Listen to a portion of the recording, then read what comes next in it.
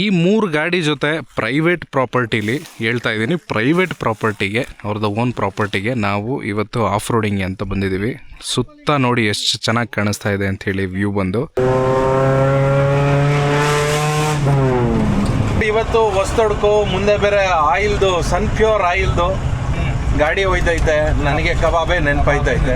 ಇದೇ ಕೋಟ ಬೆಟ್ಟ. ಆ ಟೈಮಲ್ಲಿ ಅರ್ಜುನ ಪಾಂಡವ ಅಂತ ಆ ಟೈಮಲ್ಲಿ ಅವ್ರದ್ದು ನೇಲ್ಸ್ ಅಲ್ಲಿ ಕೆತ್ತನೆ ಮಾಡಿಬಿಟ್ಟು ಟೆಂಪಲ್ ಮಾಡಿದ್ದಾರೆ. ಮೇಲ್ಗಡೆ ಮೇಲೆ 7 ಕೆರೆ ಇದೆ. ಈಗ ನಾವು ಹೋಗ್ಬೇಕಂದ್ರೆ ಹಿಂಗಿಂದ ಹಿಂಗೆ ನಡ್ಕೊಂಡು ಹೋಗ್ಬೋದಾ? ಹಿಂಗೆ ಟ್ರೆಕ್ ಮಾಡಿ ಹಿಂಗೆ ಹೋಗ್ಬೇಕು, ಜೀಪ್ ಹೋಗ್ಲಿಕ್ಕೆ ಆಗಲ್ಲ. ಏನಕ್ಕೆ ಇಲ್ಲಿಗೆ ಬಂದ್ವಿ? ಬಗೀರ ತುಂಬ ದಿನದಿಂದ ನೀವು ಮಿಸ್ ಮಾಡ್ಕೊತಾ ಇದ್ರಿ, ನೋಡ್ತಿರ್ಲಿಲ್ಲ ನನ್ನ ವೀಡಿಯೋಸ್ಗಳಲ್ಲಿ. ಸ್ವಲ್ಪ ಪರ್ಫಾರ್ಮೆನ್ಸ್ ಅಪ್ಗ್ರೇಡ್ ಆಗೋದಕ್ಕೆ ಈ ಗಾಡಿ ಹೋಗಿತ್ತು. ಸೊ ಈ ಗಾಡಿ ಪರ್ಫಾರ್ಮೆನ್ಸ್ ಅಪ್ಗ್ರೇಡ್ ಈಗ ಕಂಪ್ಲೀಟ್ ಆಗಿದೆ. ಅದಕ್ಕೋಸ್ಕರ ಒಂದು ಟೆಸ್ಟ್ ಮಾಡೋಣ ಅಂಥೇಳಿ ಅಪ್ಗ್ರೇಡ್ ಯಾರು ಮಾಡಿದ್ರು ಅವ್ರು ನಮ್ಮ ಜೊತೆ ಇದ್ದಾರೆ. ಸೊ ನಮ್ಮ ಫ್ರ್ಯಾಂಕೋ ಬೈ ಏನೇನು ಅಪ್ಗ್ರೇಡ್ ನಾನು ಕೇಳಿದ್ದೆ ಅದನ್ನೆಲ್ಲ ಮಾಡಿಕೊಟ್ಟಿದ್ದಾರೆ. ಟರ್ಬೋ ಎಡಿಷನ್ ಆಗಿದೆ, ಪರ್ಫಾರ್ಮೆನ್ಸ್ ಇನ್ಕ್ರೀಸ್ ಆಗಿದೆ. ಮೊದಲಿಗಿನ್ನ ಆಲ್ಮೋಸ್ಟ್ ಎಷ್ಟು ಪರ್ಸೆಂಟ್ ಬೆಟರ್ ಆಗಿದೆ ಗಾಡಿ? 50%? ಒಂದು 60% ಬೆಟರ್, 50-60% ಬೆಟರ್ ಆಗಿದೆ. ನೀವು ಜೀಪ್ ಓಡಿಸಿದಿರಾ, ಜಿಪ್ಸಿ ಓಡಿಸಿದಿರಾ ಅಲ್ವಾ? 2 ಓಡಿಸಿರ್ತೀರಾ ಅಲ್ವಾ? ಯಾವ ಪರ್ಪಸ್ ಯಾವ್ದು ಯೂಸ್ ಆಗುತ್ತೆ ಅಂತ ನಿಮ್ಗೆ ಅನ್ಸುತ್ತೆ? ರಫ್ಯೂಸ್ಗೆ ಜೀಪ್, ರಫ್ಯೂಸ್ಗೆ ಏನಿದ್ರು ಶೋಕಿ, ಗೌಜಿ ಮಜಾ ಅಷ್ಟೇ. ಅಂದರೆ ನಮ್ಮದು ಹಾರ್ಡೋಗಿ ಜಿಪ್ಸಿ ಆಗಲ್ಲ. ಓಕೆ, ಜೀಪ್ ಕಾರ್ ಇದೊಂದು ಮಿನಿ ಲಾರಿ ಇನ್ ಕೇಸ್ ಸಿಗಾಕೊಂಡಿದೆ ಅಂದರೆ ಹೇಳ್ಕೊಂಡ್ಬಿಡುತ್ತೆ. ಬಟ್ ಜಿಪ್ಸಿ ಹೇಳಿದ್ರೆ ಜಿಪ್ಸಿ ಹೆಂಗಿದ್ರೆ ನಾನು ಮಾತ್ರ ಕಾಪಾಡ್ಕೊಳ್ತೀನಿ, ಬೇರೆಯವ್ರು ತಲೆ ಬಿಸಿ ಬೇಡ ಅಂತ. ಜೀಪ್ ಹಂಗಲ್ಲ, ನಾನು ಚೆನ್ನಾಗಿರ್ಬೇಕು, ಅವನು ಚೆನ್ನಾಗಿರ್ಬೇಕು. ಎಲ್ಲಿಗೆ ಹೋಗ್ಬೇಕು? ಸ್ಟ್ರೈಟ್ ಹೋಯ್ತಾ ಇರೋದಾ? ಇಲ್ಲಿ ಗಾಡೀಲಿ ಬರಕ್ಕೆ ಇನ್ನೂ ಚಂದ ಅಲ್ಲ? ಇಲ್ಲಿ ಗಾಡೀಲಿ ಬರಕ್ಕೆ ಇನ್ನೂ ಚಂದ.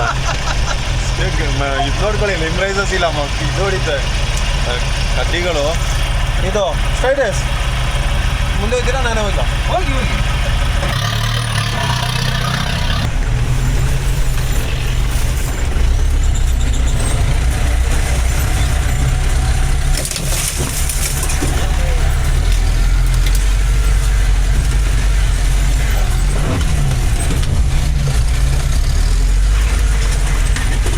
ನಮ್ದು 80 ಟೈರಲ್ಲಿ ಓಡ್ತಿದೆ, ಎಲ್ಲರದ್ದು MT ಟೈರಲ್ಲಿದೆ. 80 ಟೈರಲ್ಲಿ, ಅದು ಮ್ಯಾಗ್ ವೀಲಲ್ಲಿ ಓಡಿಸ್ತಾ ಇದ್ದೀವಿ.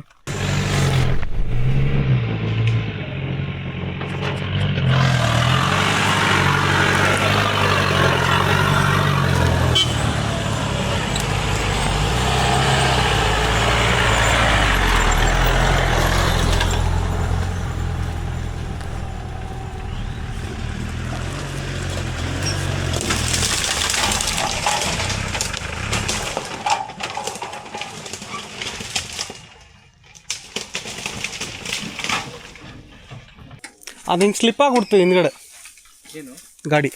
ಸ್ಲಿಪ್ಪು ರೆಕಾರ್ಡ್ ಮಾಡ್ಬಿಟ್ರೆ ಅದು ರೆಕಾರ್ಡ್ ಮಾಡಿದೆ ಪೂರ್ತಿ. Diesel super.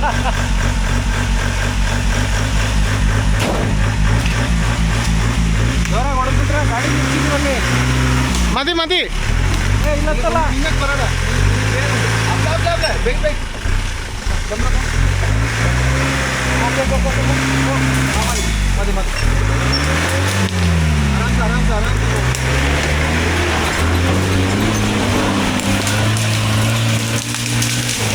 ಫೈನಲಿ ಮುಂದೆ ಬಂದ್ವಿ.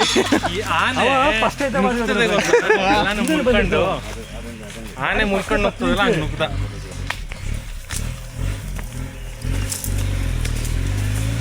ವರ್ಷ ನಮ್ದು ಹಬ್ಬ ಆಗುತ್ತೆ ಇಲ್ಲಿ. ಹಾಂ, ಕೋಟೆಬೆಟ್ಟೇಶ್ವರದು ಒಂದು ಹಬ್ಬ ಆಗುತ್ತೆ. ಯಾವಾಗ ಅಂದರೆ ಜನ ಜಾಸ್ತಿ ಇರ್ತಾರ.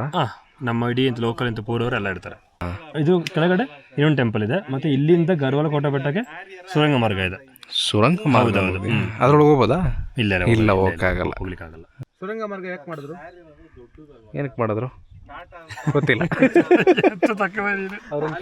ಸುರಂಗ ಮಾರ್ಗ ಇದೆ. ಈಗ ಇದರಲ್ಲಿ ಮೈಸೂರು ಅರಮನೆಯಲ್ಲಿ ಸುರಂಗ ಮಾರ್ಗ ಏನಕ್ಕೆ ಇತ್ತು ಅಂದ್ರೆ ಫೈರ್ ಆದ್ರೆ ಜಂಪ್ ಹೌದು. ಇದು ಯಾಕೆ ಮಾಡಿದೆ ಅಂದ್ರೆ ಫ್ಲಡ್ ಆದ್ರೆ ಜನರು ಫ್ಲಡ್ ಎಲ್ಲಿ ಐತಿದೆ? ಇಲ್ಲಿ ಬೆಟ್ಟದಲ್ಲಿ ಆಗಿತ್ತಲ್ಲ, ಇಲ್ಲಿ ಗಂಟೆ ಮುಳುಗೋಗಿತ್ತಾ? ಮುಳುಗೋಗಿಲ್ಲ. ಇನ್ ಕೇಸ್ ಆದ್ರೆ ಜನರು ಒಳಗಡೆ ಔಷಧ ಇರ್ಬೇಕಲ್ಲ, ಅದಕ್ಕೆ ಇರ್ಲಿ ಇದು ಕೆಳಗೆ.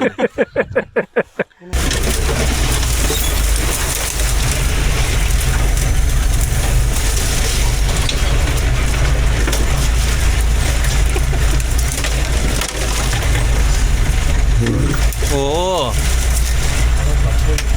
ಹೊರ್ಗಡೆಯಿಂದ ಹಿಡಿತೀರ ಕೈ ಹೊಂಟಾಯ್ತದೆ, ಅದೆಲ್ಲ ಮುಳ್ಳಿನ ಗಿಡಗಳು.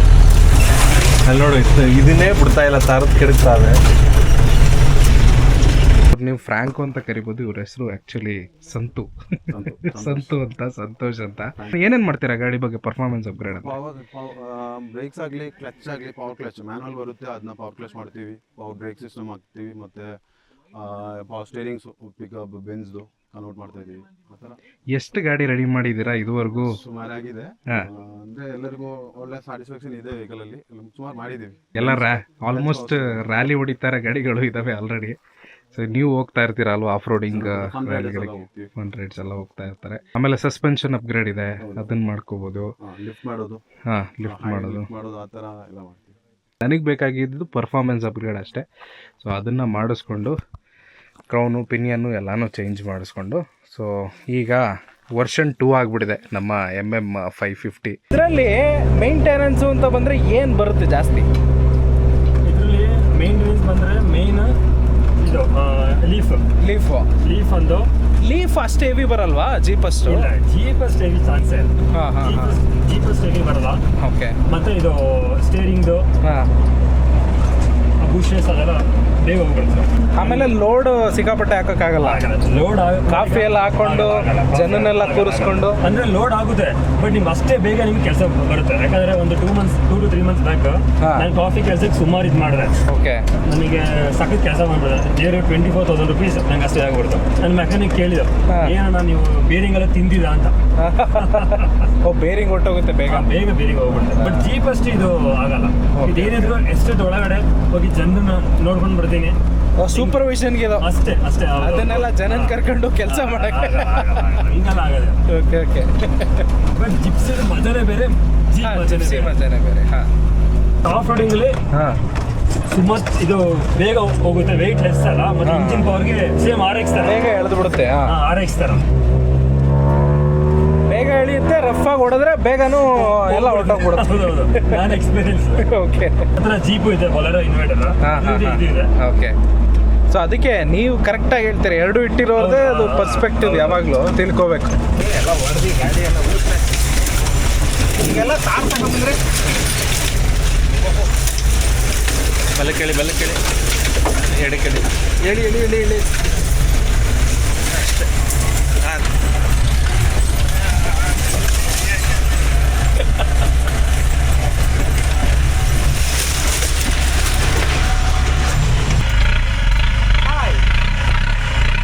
आणि पुण्याच्या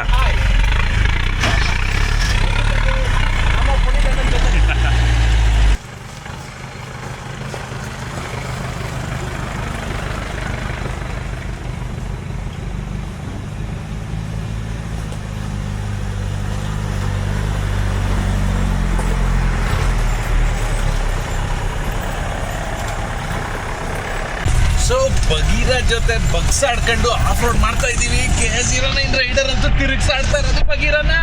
ಹೊಟ್ಟೆಲಿರೋ ಕಳ್ಳು ಪಚ್ಚಿ ಅಲ್ಲ, ಫುಲ್ ಪಚ್ಚಿ ಆಗೋಗಲ್ಲ. ಅಪ್ಪ ಇದು ಕಟ್ತೀವಿ.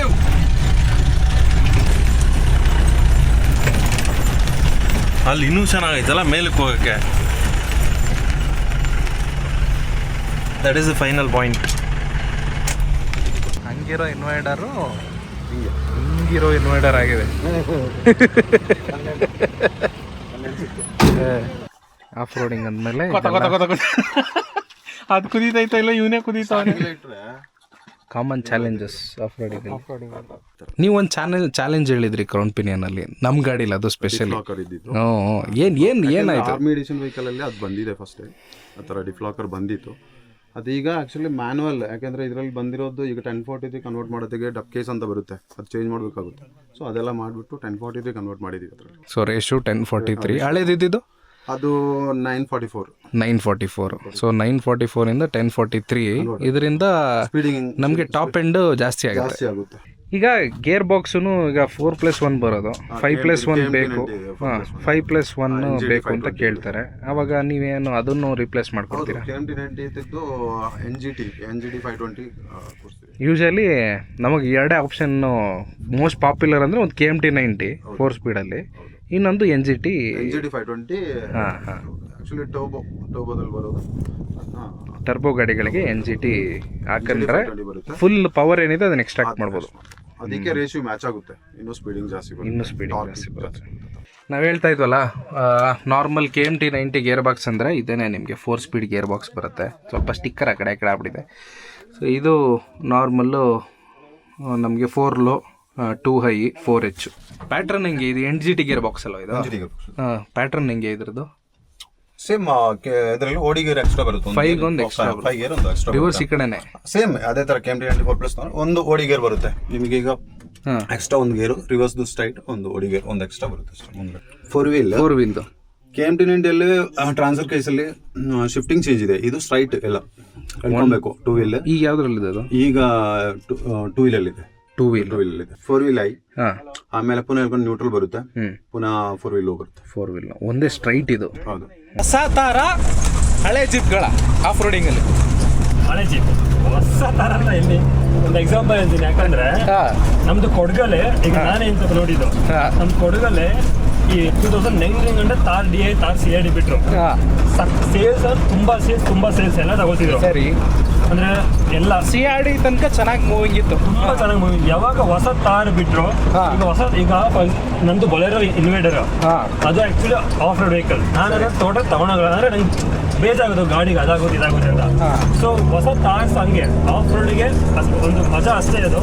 ಬಟ್ ತೋಟ ಕೆಲ್ಸಕ್ಕಾಗಲ್ಲ, ಹೆವಿ ಆಫ್ ರೋಡ್ ಟೇರಿಂಗ್ ಆಗಲ್ಲ. ಹಳೆ ಜೀಪ್ ಅದಕ್ಕೆ ಹಂಗೂ ಮಾಡ್ತೀನಿ ಅಂತ ಹೋದ್ರೆ ಅದು ಎಕ್ಸ್ಪೆನ್ಸಿವ್, ಸಿಕ್ಕಾಪಟ್ಟೆ ಎಕ್ಸ್ಪೆನ್ಸಿವ್ ಆಗುತ್ತೆ. ಎಕ್ಸ್ಪೆನ್ಸಿವ್ ಆಗುತ್ತೆ. ತಾರ್ದ ಪ್ರೈಸ್ಗೆ 2019 ಅಲ್ಲಿ 2 ಜೀಪ್ ಬರ್ತಾ ಇತ್ತು, 2 ತಾರ್ CID ಬರ್ತಾ ಇತ್ತು, 2 ತಾರ್ CID. ಹೌದು. ಇವತ್ತು ಅದೇ ಹಳೆ ತಾರ್ CID 7, 8, 10. ಹೌದು ಅದೇ ಹೌದು 10 ಲಕ್ಷ ತನಕನೂ ಮಾರ್ತಾರೆ. ಅದೇ ಯಾಕಂದ್ರೆ ಜೀಪ್ ತಗೊಳ್ಳೋರು ಕಮ್ಮಿ ಆಗ್ಬಿಟ್ರು. ಯಾಕೆ ಕಮ್ಮಿ ಅಂದ್ರೆ ಇವಾಗ ಸುಮಾರು ಜನ ಅಷ್ಟು ವೆಹಿಕಲ್ ತಗೊಂಡು ಏನೋ ತೋಟ ಕೆಲಸ ಮಾಡ್ಬೋದಾ, ಟ್ರೈಲರ್ ಯೂಸ್ ಮಾಡ್ಬೋದಾ, ಜನರಿಗೆ ತಗೊಂಡೋಗೋದಾ, ಆಗಲ್ಲ.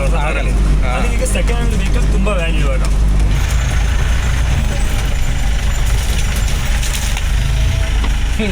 ಫೋನ್ ಇದ್ರ ಥರ ಇತ್ತು, ಅದು ಹೊಡಿತೀರಲ್ಲ ಒಳ್ಳೆ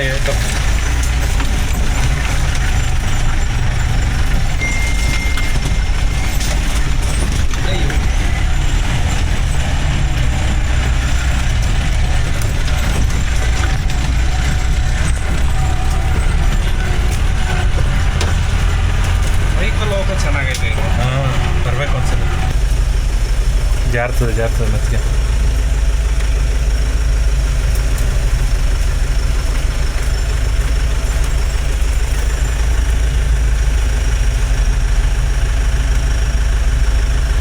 ಹಿಂಗೆ ನಿಲ್ಸ್ಕೊಂಡು ಹೊಡಿ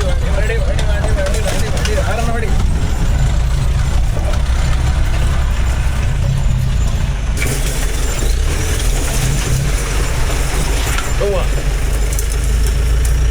ಒಳಗಡೆ ಎಲ್ಲ ಶಕಿಲ ಆಗಿ ಹೋಗಿದೆ ಅಂತ ಪ್ಲೇಸ್ ಇದು. ಫುಲ್ಲು ಕಲ್ಲು ಕೊಚ್ಚಿ ಎಲ್ಲ ಫುಲ್ ಅಳ್ಳಾಡೋಗಿದೆ. ತೋರಿಸ್ತೀನಿ.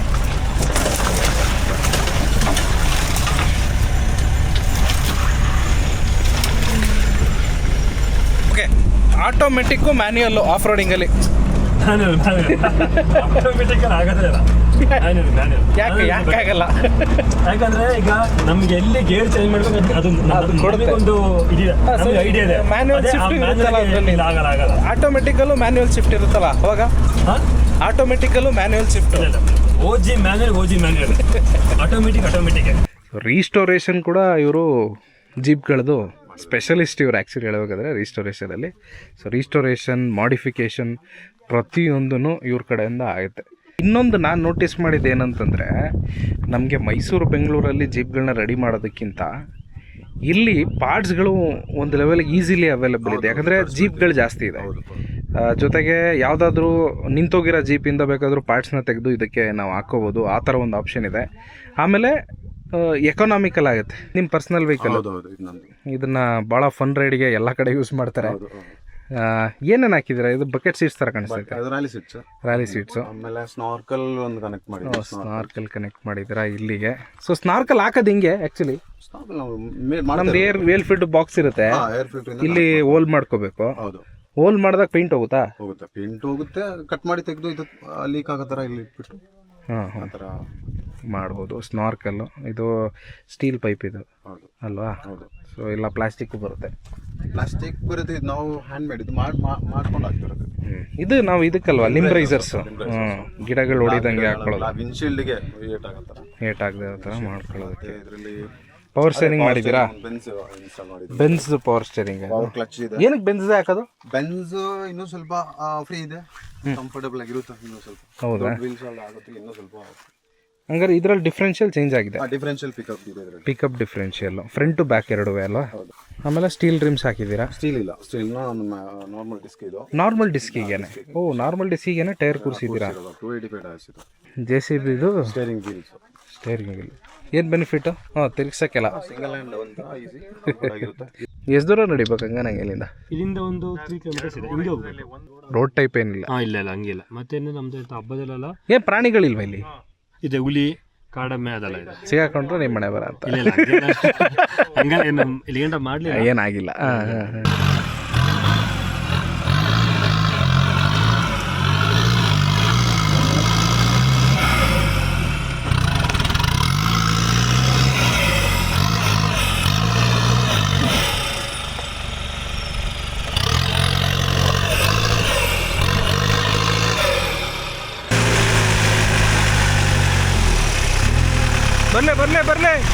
ಬರ್ಲೆ ಇನ್ನುವೇ. ಹಾಂ, ಸಾಕು. ಏನು ಸಿಕ್ತು ಅದ್ಸಿ? ಏನು ಸಿಗ್ಲಿಲ್ಲ, ಮಜಾ ಸಿಕ್ತು. ಕೆಲವರು ನನಗೆ ಬ್ಲೇಡ್ಸೇ ಬೇಡ ಗುರು, ನಾರ್ಮಲ್ ಸಸ್ಪೆನ್ಷನ್ ಬೇಕು. ಅದು ಗಾಡಿ ಟಾಪ್ ಲಾಗ್ ಬಿಡುತ್ತದೆ, ಗಾಡಿ ಟಾಪ್ ಲಾಗ್. ಆಮೇಲೆ ಅಷ್ಟು ಪ್ರೆಷರ್ ತೊಳ್ಕೊಳಲ್ಲ. ಹೌದು, ಇವಾಗ ನಾವು ಎಷ್ಟೊಂದು ಜಂಪ್ ಮಾಡ್ತೀವಿ, ಆ ಪ್ರೆಷರ್ ತಡ್ಕೊಳ್ಳಲ್ಲ. ಅದೇ ಸ್ಪ್ರಿಂಗ್ ಆದ್ರೆ ಕಟ್ಟೆ ಆಗ್ಬಿಡುತ್ತೆ. ಹೌದು. ಈಗ ಒಂದು ಲೀಫಲ್ಲಿ ಒಂದು 1, 2, 3 ಲೀಫ್ ಹೊಡೆದೋದ್ರು ಓಡುತ್ತೆ, ಇನ್ನು ಮಿಕ್ಕಿ ಲೀಫ್ ಇರುತ್ತೆ. ಈಗ ಫಾರ್ ಎಕ್ಸಾಂಪಲ್ ಅದೊಂದು ವೆಹಿಕಲ್ ಲೀಫೇ ಬಂದ್ಬಿಡ್ತು, ಅದೇ ಸಸ್ಪೆನ್ಷನ್ ಗಾಡಿ ಓಡ್ತಾ ಇರಲಿಲ್ಲ. ಹಳೆ ಮೆಕ್ಯಾನಿಸಮ್. ಇನ್ನೊಂದು ಏನು ಅಂತಂದ್ರೆ, ಬ್ಲೇಡ್ ಸಸ್ಪೆನ್ಷನ್ ಇರೋ ಗಾಡಿಗೆ ನೀವು ಲೋಡ್ ಹಾಕ್ಬೋದು. ಹೈಲಕ್ಸಲ್ಲಿ ಅದರಲ್ಲಿ ಹಿಂದೆ ಮಾತ್ರ ಬ್ಲೇಡ್ ಸಸ್ಪೆನ್ಷನ್ಸ್ ಬರುತ್ತೆ. ಹೈಲಕ್ಸ್ದು ಪರ್ಪಸ್ ಗೊತ್ತಿಲ್ಲ ತುಂಬ ಜನಕ್ಕೆ. ಹೈಲಕ್ಸ್ ನಾವೇನಕ್ಕೆ ತೊಗೊಂಡಿದ್ದೀವಿ ಅಂತ. ಸೊ ಹಿಂದೆ ಬ್ಲೇಡ್ ಸಸ್ಪೆನ್ಷನ್ ಏನಕ್ಕೆ ಕೊಡೋದು ಅಂತಂದರೆ, ನಾವು ಅಲ್ಲಿ ಲೋಡ್ ಹಾಕಕ್ಕೆ ಅಂತ. ಅದು ಪಿಕಪ್ ಟ್ರಕ್, ಅದು ಪಿಕಪ್ ಟ್ರಕ್. ಅದು ಆ ಟ್ರಕ್ಕಿಗೆ ಹಿಂದೆಗಡೆ ಲೋಡ್ ಕೂರ್ಲಿ. ನಾರ್ಮಲ್ ಸ್ಪ್ರಿಂಗ್ ಸಸ್ಪೆನ್ಷನ್ ಹಾಕಿದ್ರೆ ಲೋಡ್ ಕೂರ್ಸಕ್ಕಾಗಲ್ಲ, ಕಟ್ಟಾಗ್ಬಿಡುತ್ತೆ. ಸೊ ಹಂಗೆ ಕೂರ್ಲಿ ಅಂತ ಹಿಂದೆಗಡೆ ಬ್ಲೇಡ್ ಕೊಟ್ಟಿರ್ತಾರೆ, ಮುಂದೆ ನಾರ್ಮಲ್ ಸಸ್ಪೆನ್ಷನ್ ಕೊಟ್ಟಿರ್ತಾರೆ. ಹೌದು. ಸೊ ಎಷ್ಟೋ ಜನ ನಾ ಇದನ್ನ ಹೇಳೋದು ಕೇಳಿದ್ದೀನಿ, ಹಿಂದೆ ಬ್ಲೇಡ್ ಸಸ್ಪೆನ್ಷನ್ ಕೊಟ್ಬಿಟ್ಟಿದ್ದಾರೆ, ನಮ್ಗೆ ಇಷ್ಟ ಆಗ್ತಾ ಇಲ್ಲ. ಅವ್ರಿಗೆ ಬೇರೆ ಗಾಡಿ ನೋಡಿ ಖುಷಿಯಾಗ ಅಷ್ಟು ಅವ್ರಿಗೆ ಗಾಡಿ, ಅವ್ರು ಇನ್ನೂ ಗಾಡಿಲಿ ಸುಮಾರಿದೆ. ಹಂಗೆ ಗಾಡಿ ಯಾವತ್ತು ಒಂದು ವೆಹಿಕಲ್ ಅವ್ರು ತಗೊಳ್ಬೇಕಾದ್ರೆ ನಮ್ಮ ಪರ್ಪಸ್ ಏನು ನೋಡ್ಬೇಕು, ಪರ್ಪಸ್ ಏನು, ವೆಹಿಕಲ್ ಏನಿದೆ, ನಮ್ಗೆ ಏನು ಯೂಸ್ ಆಗುತ್ತೆ ಅದೆಲ್ಲ ತುಂಬ ಇದು ಮಾಡಬೇಕು. ಆಂಜನೇಯನ ಮುಖ, ನಾನು ನಿಮ್ಗೆ ಹೇಳಿದ್ನಲ್ಲ ಆಂಜನೇಯನ ಮುಖ ಕಾಣುತ್ತೆ ಅಂತ, ಅದೇ ಕೋಟೆ ಬೆಟ್ಟ. ನಾನು ತೋರಿಸಿದ್ದೆ ಹಳೆ ವಿಡಿಯೋದಲ್ಲಿ ಆಲ್ರೆಡಿ. ಫೋಟೋ ತೆಗೆದಿದ್ರು ಈ ಕಡೆಯಿಂದನೇ ಅನ್ಸುತ್ತೆ, ಆ ಫೋಟೋ ತೆಗೆದಿದ್ರು. ಎಲ್ಲ ಒಳಗಡೆ ಎಲ್ಲ ನೋಡ್ತಾ ಇದ್ರೆ ಗಿಡ ಎಲ್ಲ ಒಡೆದು ಗಾಡಿ ಎಲ್ಲ ಸ್ಕ್ರ್ಯಾಚ್ ಮಾಡಿದೆ. ಜೀಪ್ ತಗೊಂಡ್ಮೇಲೆ ನೋಡಿ ಅದೇ ಬೆನಿಫಿಟ್ಟು. ಸ್ಕ್ರ್ಯಾಚ್ ಆದರೂ ಏನು ತಲೆ ಕೆಡಿಸ್ಕೊಳ್ಳೋಷ್ಟಿರಲ್ಲ. ಒಳ್ಳೊಳ್ಳೆ ಫ್ರೆಂಡ್ಸ್ ಇರುವಾಗ ರೆಡಿ ಮಾಡೋದಕ್ಕೆ ಅದಕ್ಕೂ ತಲೆ ಕೆಡಿಸ್ಕೊಳ್ಳೋಷ್ಟಿರಲ್ಲ.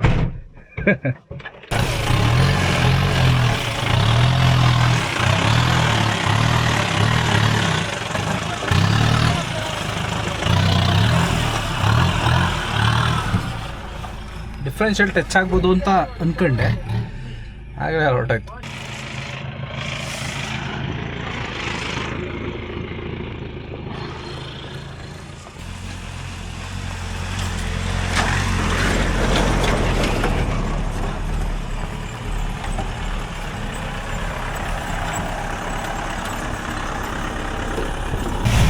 ಒಂದ್ಸತಿ ಎಕ್ಸ್ಪೀರಿಯನ್ಸ್ ಮಾಡವ ಕೂತ್ಕೊಂಡು. ಇನ್ನೊಬ್ರು ಕೂತಾರೆ ಬಂದಿದೆ.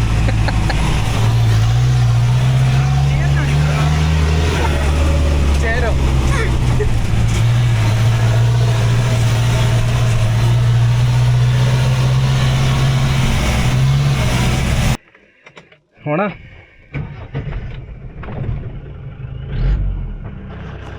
ಟರ್ಬೋದ್ ಸೌಂಡೇ ಕೇಳಿಸ್ತಿಲ್ವಲ್ಲ ನಾನು ನಿಮಗೆ. ಕೇಳಿಸ್ಕೊಳ್ಳಿ ಟರ್ಬೋ ಸೌಂಡ್.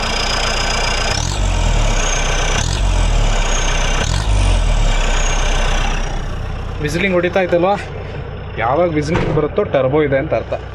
ಟರ್ಬೋ ಇದೆ ಅಂದರೆ ಪವರ್ ಇದೆ ಗಾಡೀಲಿ ಅಂತ ಅರ್ಥ. ಹೊಸ ಕಾರ್ಗಳು ಏನೇ ಇದ್ರು ಸ್ಲೈಟ್ ಆಫ್ ರೋಡಿಂಗ್ 4x4 ಕೊಟ್ಟರು ಸ್ಲೈಟ್ ಆಫ್ ರೋಡಿಂಗಿಗೆ ಸರಿ. ಆಮೇಲೆ ಪಾರ್ಟ್ಸ್ ಎಲ್ಲ ತುಂಬಾ ಎಕ್ಸ್ಪೆನ್ಸಿವ್. ಯಾರಾದ್ರೂ ಬೇಜಾನ್ ದುಡ್ಡಿದೆ ನಮಗೆ ರಿಪ್ಲೇಸ್ ಮಾಡ್ಕೊಳಕ್ ಸಾಧ್ಯ ಅಂದ್ರೆ ಅವ್ರು ತಗೋಬಹುದು. ಹೌದು. ಇಲ್ಲ ನಾನು ಜೀಪ್ ಲೆಕ್ಕಾಚಾರದಲ್ಲಿ ಓಡಿಸ್ತೀನಿ, ತಾರೋ ರಾಕ್ಸ್ ಎಲ್ಲ ತಗೊಂಡು ಓಡಿಸ್ತೀನಿ ಅಂದ್ರೆ ಆಗಲ್ಲ. ಆಮೇಲೆ ಇನ್ನೂ ಒಂದೇನು ಅಂತಂದ್ರೆ ಲಾಂಗ್ ಚಾರ್ಜ್ ಇರೋ ಗಾಡಿಗಳನ್ನ ಕೋರ್ ಆಫ್ ರೋಡಿಂಗ್ ಅಲ್ಲಿ ಇಳಿಸೋದಕ್ಕೆ ಆಗಲ್ಲ. ಫಾರ್ ಎಕ್ಸಾಂಪಲ್ ತಾರ್ ರಾಕ್ಸ್ ಆಗಲ್ಲ, ಮತ್ತೆ ಬೊಲೆರೋ ಕ್ಯಾಂಪರ್ ಆಗಲ್ಲ. ಯಾಕಂದ್ರೆ ಚಾರ್ಜ್ ಸೀಟ್ ಟಚ್ ಆಗಿಬಿಡ್ತದೆ, ಮುಂದೆ ವೀಲ್ ಕೂತ್ಕೊಂಡ ತಕ್ಷಣ ಮತ್ತೆ ಕೂತ್ಕೊಬಿಡ್ತದೆ. ಮತ್ತೆ ಕೂತ್ಕೊಬಿಡ್ತದೆ. ಅದಕ್ಕೆ ಸುಮಾರು ಜನ ಆಫ್ ರೋಡಿಂಗಲ್ಲಿ ವೆಹಿಕಲ್ನ ಚಿಕ್ಕದು ಮಾಡಿಬಿಡ್ತಾರೆ, ಚಾರ್ಜ್ ಸೀಟ್ ಕಟ್ ಮಾಡಿಬಿಡ್ತಾರೆ. ಚಿಕ್ಕದಿದ್ದಷ್ಟು ಒಳ್ಳೇದು. ಹೌದು. ಅದೇನೆ ಈ ಐಲಕ್ ಸುತ್ತು ಹೆಚ್ಚಾಗ್ಬಿಟ್ಟಿದೆ ಜನಕ್ಕೆ. ಪರ್ಪಸ್ಸಿಗೆ ಐಲಕ್ ತಗೋತಾ ಗುರು ಅನ್ನೋದೇ ಗೊತ್ತಾಗ್ತಿಲ್ಲ. ಅದು ಆಕ್ಚುಲಿ ಪ್ರಾಪರ್ ಆಗಿ ಕ್ಯಾಂಪರ್ ಇದು. ಕೆಲವೊಬ್ರು ಶೋ ಕೊಡಕ್ಕೆ ಹಿಂದೆಗಡೆ ಗಾಡಿ ನಿಲ್ಲಿಸ್ಕೊಂಡು ಹೋಗಕ್ಕೆ. ಹೌದು ರೀತಿ ಐಲೆಕ್ಸ್ ಆಗೋದು.